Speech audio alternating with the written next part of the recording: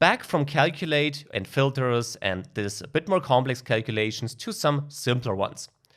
The first thing I would like to show you is how you can copy measures. Well, and the answer is you cannot do this, because if you right click onto a measure here, you can see, well, you can only create new measures. Copying an existing one is not possible at the moment. Well, it is what it is, but we can simply click onto new measure right here to create a new measure. And then I would like to call this one male population, right?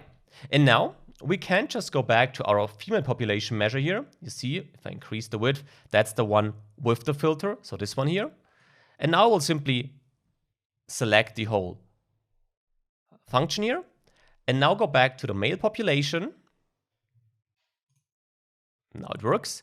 Paste this, and now simply change female to male, like this.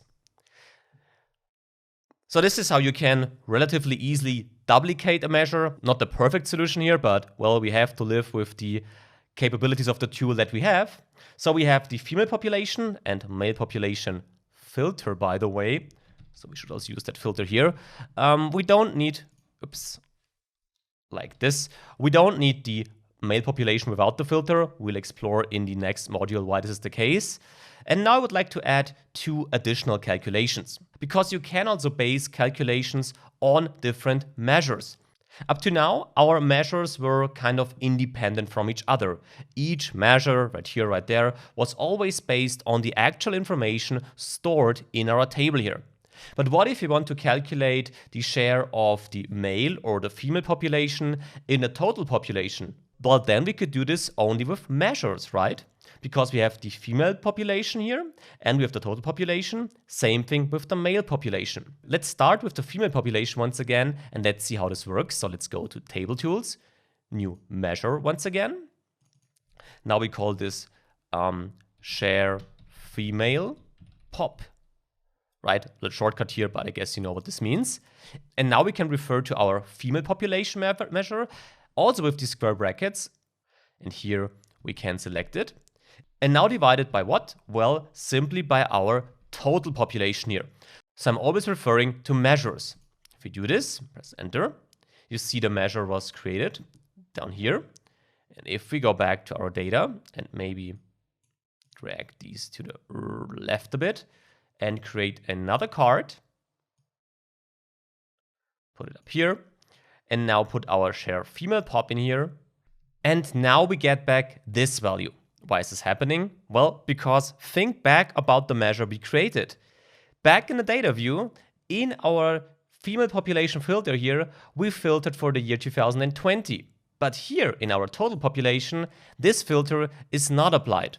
Therefore, well, you can either add it right here or remove the filter, the second filter, from the function right here. And this is what I will do at this stage. So we can just delete our year 2020 logic here. Make sure to get the parentheses right here. This should be fine. So now, if we go back, you see we have a share of the female population in the total population of 0.5. This is fine, but not correctly formatted, right? A percentage value would be the better formatting option here. For this, you can go back to the data view, select the measure, so not this one, but the share female pop. And now here, in the measure tools, so we also have these column tools, here we have the measure tools, you can specify basically all the things we know from our columns. Here we have to change the format. And for this, we go right here to general and change it to percentage.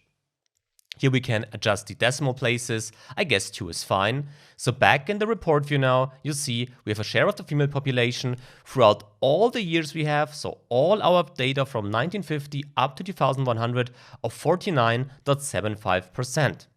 And with that, I'm actually happy with what we achieved. So we can keep this right here. You could do the same thing for the male population if you want to practice these measures a bit more. But actually, you now saw all the core concepts. As we saw on the official documentation, you can dive a lot deeper there if you want to, and I recommend to do this once the basics are set. But for the purpose of this course and to dive into Power BI, we covered all the basics actually. And this is also true for the relationship view and the data view. There is only one last thing I would like to have a quick look at, and that's the data category part up here.